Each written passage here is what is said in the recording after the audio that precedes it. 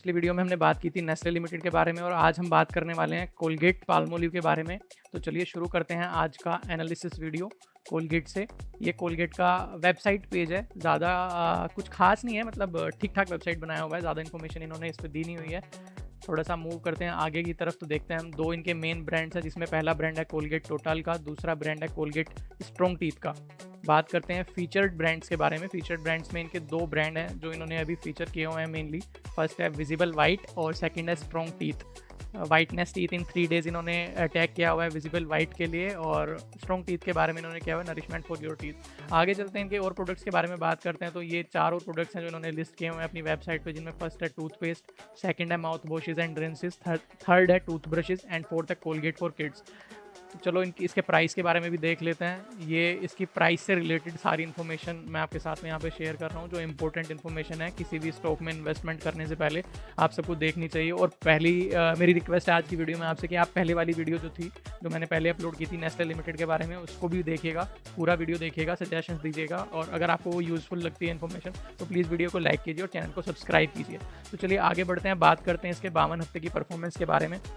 52 हफ्ते का जो हाई प्राइस इसका रहा है वो रहा है 3710 रुपये का, और लो प्राइस रहा है इसका 1930 रुपये का। अभी रिसेंटली 13 सितंबर का जो क्लोज था वो 3623 रुपये का था।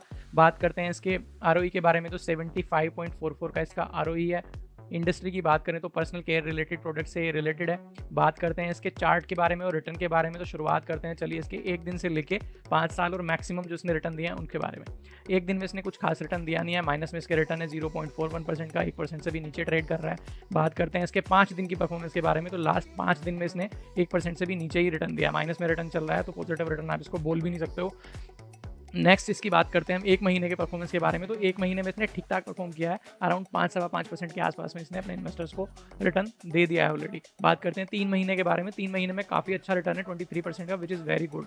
देखो मार्केट में क्या होता है कि जब आप इन्वेस्ट करते हो किसी भी पर्टिकुलर स्टॉक में, तो एक हिस्टोरिकल डेटा अवेलेबल है, और 15% का एनुअल रिटर्न काफ़ी अच्छा माना जाता है। बाकी कुछ स्टॉक्स आजकल काफ़ी ज़्यादा अच्छा रिटर्न दे रहे हैं, जैसे भी आपका कोलगेट देख लो, कोलगेट ने 23% का रिटर्न दे दिया 1 महीने में, 3 महीने में, तो काफ़ी अच्छा परफॉर्मेंस है। बात करते हैं इसके 6 महीने के परफॉर्मेंस के बारे में, ऑलमोस्ट 41% का रिटर्न दे चुका है, 2 बार डिविडेंड भी इसने डिक्लेयर कर दिया है। तो चलिए चलते हैं आगे बढ़ते हैं, 1 साल का चार्ट देखते हैं। 1 साल के चार्ट पे भी आप 3 डिविडेंड देख सकते हो, और 85% के आसपास रिटर्न अभी तक कोलगेट ने अपने इन्वेस्टर्स को दे दिया है।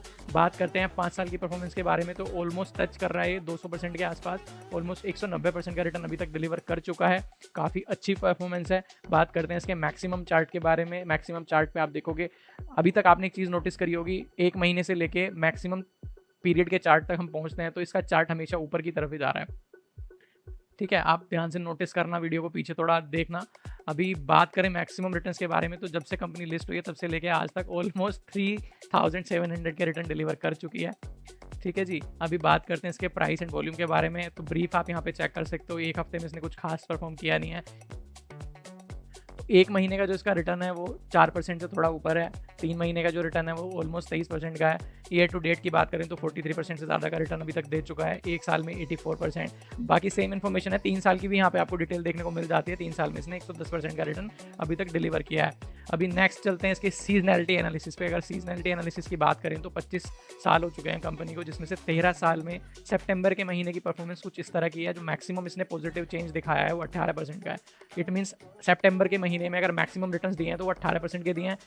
निगेटिव रिटर्न्स इसने मैक्सिमम दिए हैं -7% के। और अगर एवरेजेस की बात करें तो एवरेज इसने पॉजिटिव साइड पे 5% का रिटर्न डिलीवर करा है, और नेगेटिव साइड पे ऑलमोस्ट 3% का रिटर्न इसने माइनस में दिया है। यहाँ पे देखो मैंने आपके लिए पिछले 10 साल का डेटा निकालने की कोशिश करी है। 2014 से लेके 2023 तक का डेटा यहाँ पे एनुअल रिटर्न्स का विजिबल है। शुरुआत करते हैं देखो 2023 से, तो अभी इसने 64% का रिटर्न दिया था पिछले साल।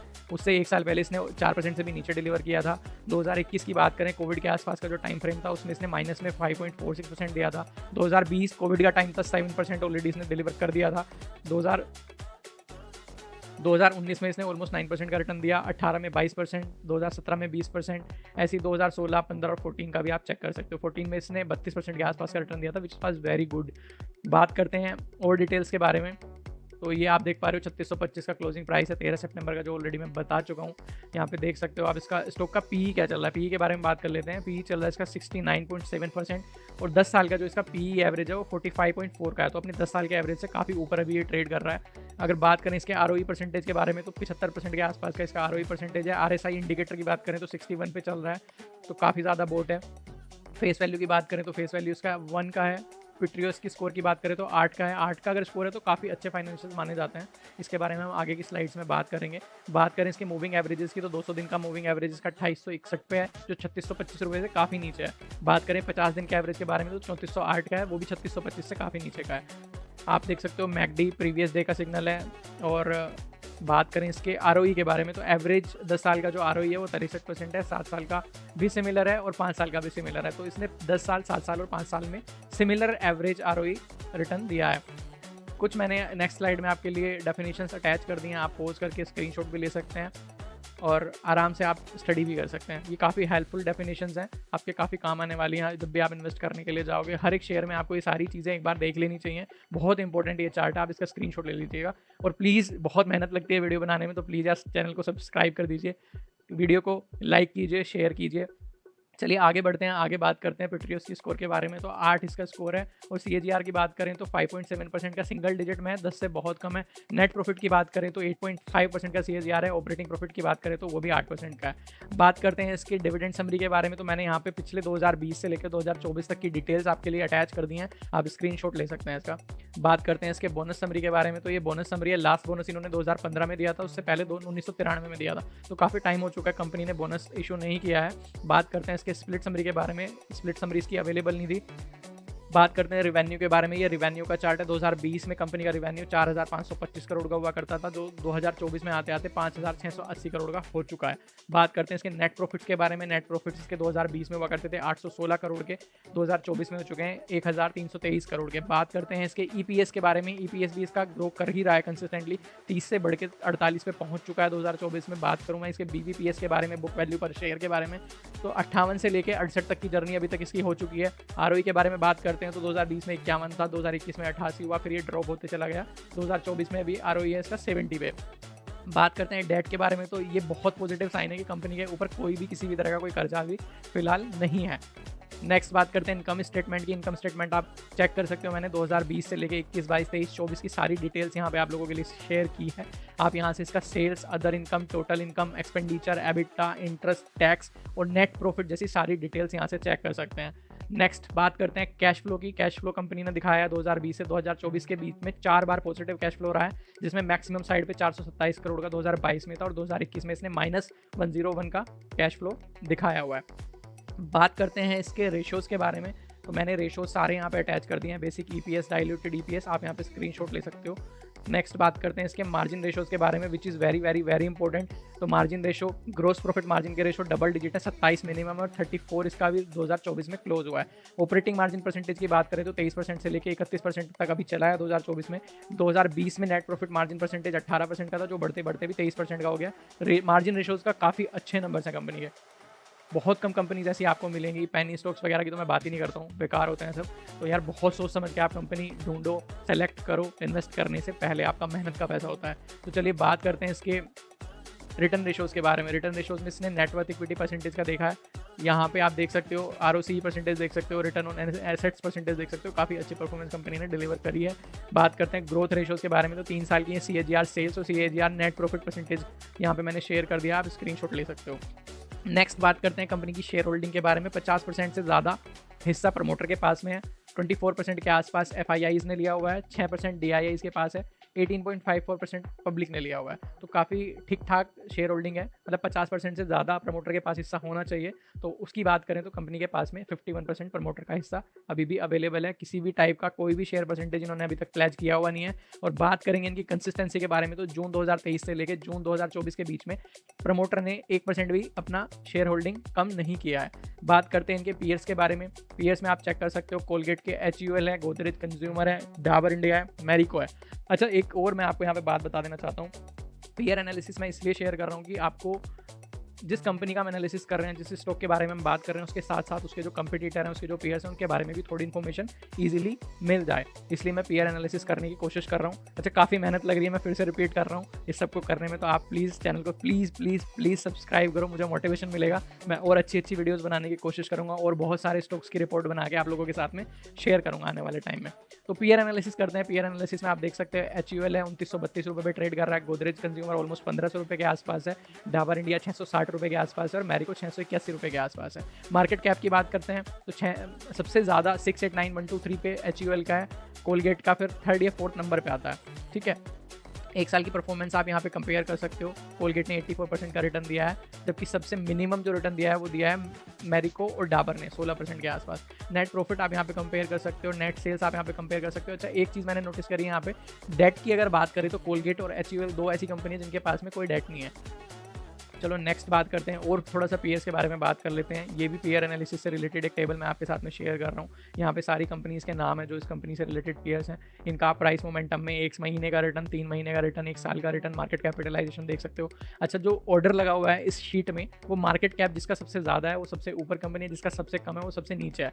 नीचे एवरेजेस भी लगे हुए हैं, प्राइस एवरेज भी है, रिटर्न एवरेजेस भी हैं, मार्केट कैपिटलाइजेशन के भी एवरेजेस हैं, PE के बारे में भी यहाँ पे डिटेल्स दी हुई है, डिविडेंड यील्ड के बारे में भी दी हुई है, नेट मार्जिन परसेंटेज के बारे में भी दी हुई है। तो इस शीट में 4th नंबर पे कोलगेट पाल्मोलिव आता है। एक महीने, 3 महीने, 1 साल का आप रिटर्न यहाँ पे चेक कर सकते हो, तीनों पॉजिटिव है। मार्केट कैपिटलाइजेशन की बात करें तो 4th नंबर पे आता है। ट्रेलिंग PE की बात करें तो 70 पे चल रहा है, एवरेज है इसका 164 का, जिससे काफ़ी कम है। फॉरवर्ड PE की बात करें तो 53 एवरेज है और 64 कोलगेट का होने वाला है, which is on a bit higher side. बात करें डिविडेंड यील्ड की तो एवरेज और कोलगेट में ज़्यादा डिफरेंस मुझे नज़र नहीं आ रहा है। नेट मार्जिन की बात करें तो एवरेज मार्जिन पड़ता है 11% का, कोलगेट का पड़ता है 24% का, विच इज़ वेरी गुड।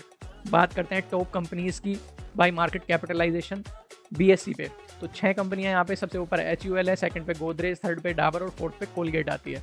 बात करते हैं नेक्स्ट स्लाइड में हम नेट सेल्स के बारे में। अगर सेल्स की बात करें तो कोलगेट यहाँ पे 5th नंबर पे आता है, टॉप पे HUL है। कोलगेट की सेल्स है 5680 करोड़ की, बल्कि HUL के बारे में बात करें तो 60,470 करोड़ के आसपास की सेल कर चुका है।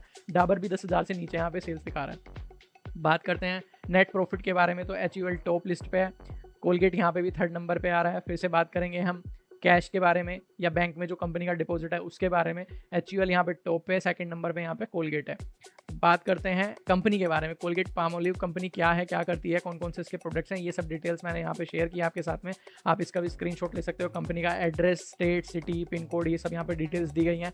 कंपनी की वेबसाइट का क्या एड्रेस है, URL है, वो भी मैंने यहाँ पे आपके साथ में शेयर कर दिया है। रजिस्ट्रार कौन है कंपनी के, उसकी भी डिटेल्स लगा दी है। मैनेजमेंट कौन कौन है, अच्छा मैनेजमेंट को आपको हमेशा ट्रैक करना चाहिए, विच इज़ वेरी इंपॉर्टेंट। मैनेजमेंट का बहुत इंपॉर्टेंट रोल होता है किसी भी कंपनी में। अच्छा, बात करते हैं लिस्टेड इंडेक्सेस के बारे में। BSE 100 में कंपनी आती है, BSE 200 में आती है, सेंसेक्स में ये कंपनी एग्जिस्ट नहीं करती, मिड कैप 200 में भी नहीं आती क्योंकि लार्ज कैप कंपनी है, तो मिड कैप में आने का कोई पॉइंट नहीं बनता है इसका। अच्छा, निफ्टी 50 का भी ये पार्ट नहीं है। BSE 100 में आपको आराम से मिल जाएगी, BSE 500 में भी मिल जाएगी। यहाँ पे मैंने BSE का कोड और NSE का कोड भी यहाँ पे लगा दिया है। तो ये एनालिसिस था यार कोलगेट के बारे में। पिछला एनालिसिस किया था हमने नेस्ले के बारे में, तो आप दोनों वीडियोस को पूरा देखिए और डिसाइड कीजिए आपको खरीदना है नहीं खरीदना है, ये आपका डिसीजन होगा कम्प्लीटली। मैं आपको कोई रिकमेंडेशन नहीं दे रहा हूँ किसी भी परचेज करने की, किसी भी शेयर के परचेज या सेल करने की, ये आपका इंडिविजुअल डिसीजन होगा। तो thank you so much for watching this video. Please पिछली वीडियो भी आप देखिए और शेयर कीजिए, लाइक कीजिए, चैनल को प्लीज़ सब्सक्राइब कीजिए और फीडबैक ज़रूर शेयर कीजिएगा। तो thank you so much guys, आपका वीडियो देखने के लिए बहुत धन्यवाद। आपको शुभकामनाएं, त्यौहार का सीज़न आ रहा है उसकी बहुत बधाइयाँ। तो चलिए मिलते हैं नेक्स्ट वीडियो में बहुत जल्दी, तब तक के लिए टेक केयर, बाय बाय।